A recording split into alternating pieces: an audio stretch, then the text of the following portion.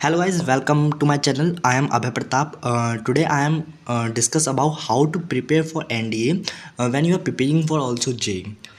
JEE देखो JEE है जो हमारा एरिया JEE जो पूरा वो बेस्ड है हमारी conceptual and the critical thinking पे। मतलब how you can thought in a question, मतलब तुम कितना ज़्यादा सोच सकते हो कि तुम्हारे क्वेश्चंस के लिए। कि एक क्वेश्चन होता है उसके अंदर 3 4 5 कॉन्सेप्ट होते हैं। मतलब कि how how long you can thought. But in N D A is about your speed.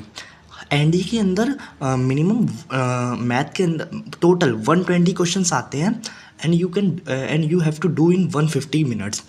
But जो JEE होता है, JEE के अंदर 75 क्वेश्चंस आते हैं PCM के and you need to do in 180 minutes. ठीक है। देखो मैंने आज की वीडियो के अंदर मैं आपको बताऊंगा कि मतलब कि आपके पास कहाँ कौन कौन से वेज हैं कि आप JEE की प्रिपरेशन करते करते आप NDE भी निकाल सकते हो। मतलब आपके पास दो दो अपॉर्चुनिटी होंगी।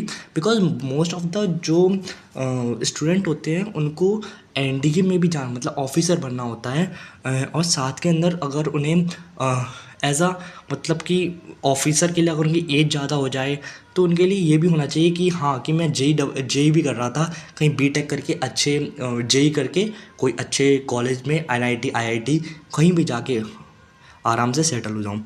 ऐसे देखो जो हमारा अगर तुम क्लास 11th में हो तो 11th एक बहुत अच्छी क्लास आती है। मैं भी 11th में हूँ एंड जो ये तुम्हें बहुत टाइम होता है तुम्हारे पास 11th के अंदर। जैसे तुम यहाँ पे क्या होता है, जैसे तुम्हारे पास PCM है तो तुम PCM के अंदर इजीली फोकस कर सकते हो कि तुम्हें मतलब इजीली आराम से कि हाँ तुम्हारा बेसिक स्ट्रॉन्ग कर रहे हो, तुम अच्छे अच्छे क्वेश्चंस लगा रहे हो। ट्रिग्नोमेट्री, अलजेब्रा, सेट्स ये सब हमारे बेस होते हैं, NDE के अंदर आते हैं और हमारे एज वेल एज उसके अंदर JEE के अंदर भी आते हैं। देखो अगर तुम 11th के अंदर हो तो तुम्हारे पास तुम चाहे डमी कर रहे हो रेगुलर कर रहे हो तो तुम्हारे पास मिनिमम दिन में मिनिमम तो 8 आवर्स 8 आवर नहीं तो 6 आवर्स तो पढ़ना ही पड़ेगा। अगर तुम रेगुलर स्कूल वाले हो। अगर तुम रेगुलर हो तो तुम्हारे कोचिंग तो फिर नहीं हो पाता, तुम्हें ऑनलाइन ही कहीं से तो 4 आवर्स की क्लास होगी और फिर तुम्हें शायद 1 आवर शाम को निकालना पड़ेगा फॉर NDE। ठीक है। देखो मैं बताता हूँ कैसे। अगर आप क्लास 11th में हो तो आपको क्या करना है, आपको सबसे पहले अपना PCM को स्ट्रॉन्ग करना है बहुत अच्छा जितना कर सकते हो। अगर देखो हाँ एक बात बताता हूँ, अगर तुम JEE कर रहे हो तो तुम्हें PCM में कोई दिक्कत नहीं आएगी NDE लेवल में। क्योंकि मैथ 80% कवर हो जाती है, 80% मैथ कवर हो जाती है NDE मतलब NDE के लिए JEE के अंदर। तो तुम्हें PCM के लिए कोई दिक्कत नहीं आएगी। बस तुम्हें दो चीज़ें, कट ऑफ आराम से निकल जाएगी। कट ऑफ जाती है इस बार 350 ऐसी जाती है और तुम 900 नंबर का जाता है, 900 नंबर का पेपर होता है तो तुम मिनिमम भी 500 600 भी आराम से ले आओगे। देखो सबसे पहला होता है हमारा मैथ 300 नंबर का आता है। अगर तुम JEE कर रहे हो तो तुम्हारी मैथ इतनी स्ट्रांग होगी तो तुम NDE के आराम से कर सकते हो। तो सबसे पहले तुम्हें NDE के लिए इतना हाँ कि अच्छे क्वेश्चंस के लिए तुम PYQ कोई ले लो, कोई PYQ लगाओ। ठीक है। मैं तुम्हें बताऊंगा कैसे क्या करना है लेकिन बता रहा हूँ मैं अभी। ठीक है कि कोई PYQ लगाओ या फिर क्वेश्चन बैंक ले लो NDE के लिए, PW की किसी की भी। PW की अच्छी आती है या फिर अरिहंत की ले लो, किसी की भी ले लो। वैसे ही अगर तुम कर रहे हो तो तुम्हें दिक्कत नहीं आएगी इतनी। ठीक है। बस 1 घंटा निकालना पड़ेगा। ठीक है। अब देखो अब मैं तुम्हें बताता हूँ। सबसे पहले ही मैंने बता दिया एज अ 11th।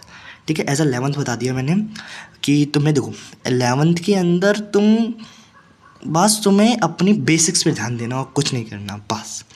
अब तुम्हें एक्स्ट्रा क्या है, अगर तुम दिन के 1 घंटा निकाल रहे हो तो तुम्हें इंग्लिश और ज्योग्राफी और पास। इंग्लिश आती है 200 नंबर की आती है और ये मतलब कि तुम्हारा मैथ और इंग्लिश मिला के 500 नंबर का हो गया ये।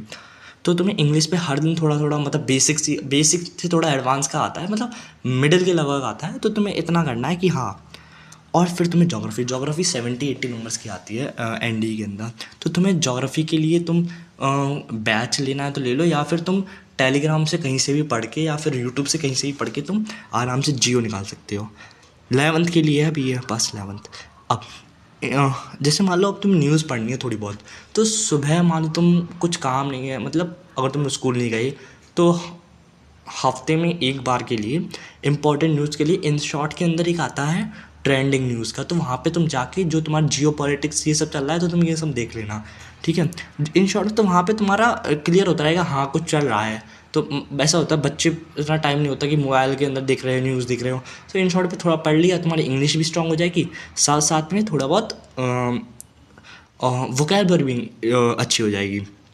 अब अगर तुम डमी कर रहे हो तो ये बहुत अच्छी चीज़ है। अगर मतलब अच्छी चीज़ नहीं है, मतलब कि तुम्हारे पास टाइम अच्छा खासा होगा, कि जैसे मॉर्निंग के अंदर देखो, मॉर्निंग के फिजिकल मांगता है, NDA is about physical and your mental, दोनों होता है। फिजिकल तुम्हें फिजिकल एक्सरसाइज सुबह सुबह 1 घंटा, बस 1 घंटा रनिंग के लिए और थोड़ी एक्सरसाइज करनी है, तो तुम फिट रहोगे। क्योंकि तुम अगर जेई के लिए कर रहे हो तो जेई के अंदर क्या मांगता है तुम्हारा मेंटल्स के, तुम्हें थोड़ा फिजिकली एक्टिव नहीं हो पाओगे, लेकिन तुम्हें थोड़ा रहना पड़ेगा।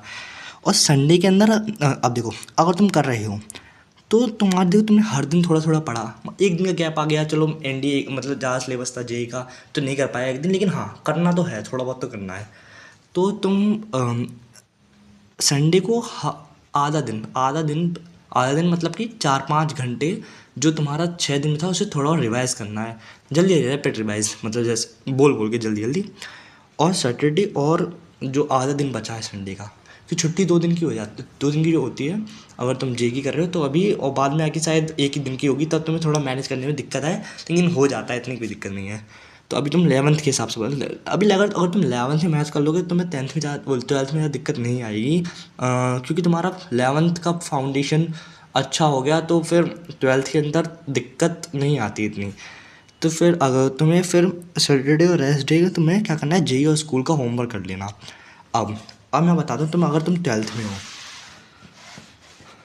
अगर तुम 12th में हो अगर तुम 12th में हो, ये तुम्हारा बहुत अच्छा ही है। इसके अंदर देखो, सबसे पहला तुम्हें मैं बताता हूँ एनडी क्या होता है। एनडी के तुम्हारे पास 2 एग्ज़ाम होंगे इन अ ईयर, एक होता है अप्रैल की शिफ्ट में, एक होता है हमारा सितंबर की शिफ्ट में। लेकिन जो तुम एलिजिबल होगे वो तुम सितंबर वाली शिफ्ट के लिए होगे, जिसके अंदर तुम्हें बोर्ड्स भी देने होंगे, जो बोर्ड्स तुम्हारे सिर्फ फरवरी या फिर इसमें होंगे। और जो देखो, लेकिन एनडीए तुम्हारे पास 12th के अंदर तुम्हारे पास दो बार तुम दे सकते हो।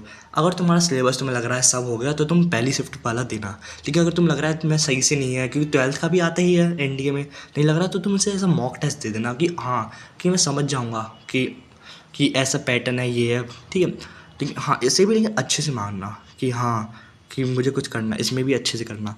लेकिन जो सेकंड वाला वो उससे फर्स्ट एंड फाइनल रखना कि हाँ इसके अंदर मुझे फोड़ना है, एनडीए निकल जाएगा, ठीक है। एनडीए के लिए अगर नहीं हुआ, अब मैं तुम्हें एक अपॉर्चुनिटी देता हूँ। पहले ड्रॉपर बता दूँ एज अ ड्रॉपर कि यू शुड, अगर देखो ड्रॉपर क्या होता है, उसकी एज लिमिट हो जाती है। एनडीए के अंदर एज लिमिट होती है 16.5 टू 19.5 ईयर होती है, और जो 19.5 होती है वो ज्वाइनिंग डेट होती है, मतलब तुम ज्वाइन हो चुके होगे 19.5, मतलब लास्ट 19 होती है अगर तुम ड्रॉपर हो, ठीक है। 19.5 तक तो, क्योंकि ये हम कैलकुलेट करते हैं 1 जनवरी से, ठीक है। तो हाँ, अब एज अ ड्रॉपर ये हो गया। लेकिन हाँ अब एक चीज़ इंपॉर्टेंट आती है as a technical entry scheme. अब TES होता है टेक्निकल एंट्री स्कीम, ये बहुत अच्छी अपॉर्चुनिटी देता है आर्मी, और बहुत बच्चे इससे निकलते हैं। देखो ये तो हो गया साथ साथ में मैनेज करना। अब एक बहुत अच्छी अपॉर्चुनिटी देता है, ऐसा होता है कि जैसे अगर तुम जेई की प्रिपरेशन कर रहे हो, तुमने जेई मेंस दिया और तुम्हारी रैंक, मान लो तुम्हें एनआईटी मिल रहा है, एनआईटी तो मिल जाएगा अच्छे तुम्हें 85+ में अच्छा खासा एनआईटी मिल जाएगा। और लेकिन जेई के लिए, जेई एडवांस के लिए फिर तो तुम्हें मतलब 95, अगर जेई एडवांस जाना है तो अच्छी खासी कट ऑफ जाती है। तो लेकिन हाँ अगर तुम्हें नहीं मिल रहा, मतलब जेई एडवांस के लिए नहीं जा रहे हो, तो अगर तुम्हें एनआईटी ले रहे हो, सो इसके अंदर तुम्हें एक अपॉर्चुनिटी है, वो है टेक्निकल एंट्री। तुम क्या करो यहाँ पे, अगर तुम्हारी 12th के अंदर 60 अबव वो है परसेंटेज 12th के अंदर, एंड जेई मीन्स के अंदर तुम्हारी 85, क्या बोलते हैं उसे, 85+, 85+ परसेंटाइल है, then you are eligible for SSB without any written exam. ठीक है, बहुत अच्छी अपॉर्चुनिटी है। तुम्हें क्या होगा, इसके अंदर तुम्हें फॉर्म फिल करना होगा।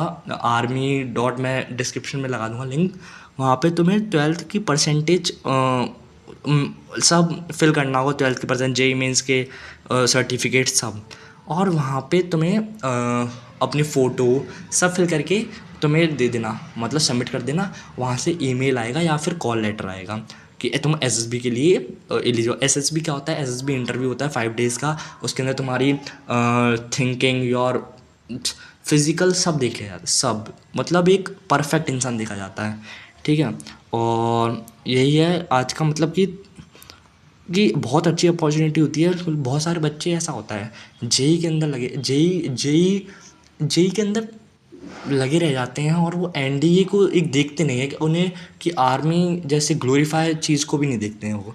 तो मैं ऐसे बताता हूँ कि अगर तुम्हारे पास टाइम है तो थोड़ा टाइम रील देखना है, इन सबसे अच्छा तुम NDA के लिए थोड़ा दे दो। तुम्हारी पर्सनैलिटी डेवलपमेंट होगा, मेंटल डेवलपमेंट होगा, फिज़िकली डेवलपमेंट होगा, हर चीज़ में मदद करेगा। इसलिए कह रहा हूँ कि अगर तुम क्लास 11th में हो तो NDA को भी थोड़ा प्रायोरिटी दो, क्योंकि बहुत बच्चे सोचते हैं कि मैं डिफेंस फिर बाद में आके पछताते हैं। इसलिए बता रहा हूँ कि बहुत सारे बच्चे सिर्फ NDA की तैयारी करेंगे तो फिर मान लो आगे आके मेडिकली आउट हो गए, फिर दिक्कत आएगी। इसलिए बोल रहा हूँ कि तुम फोकस JEE होगा कि तुम्हारा मैथ और तो तुम्हें फोकस करना ही है। थोड़ा सा तुम्हें टाइम निकालना पड़ेगा, और लेकिन हाँ, सब मैनेज हो सकता है। करते हैं बच्चे, तुम देखना रिकॉर्ड बहुत जाते हैं। 70 लोग टेक्निकल एंट्री से, 90+ लोग टेक्निकल एंट्री से आउट होते हैं हर एक शिफ्ट में। ठीक है, इसलिए थैंक यू।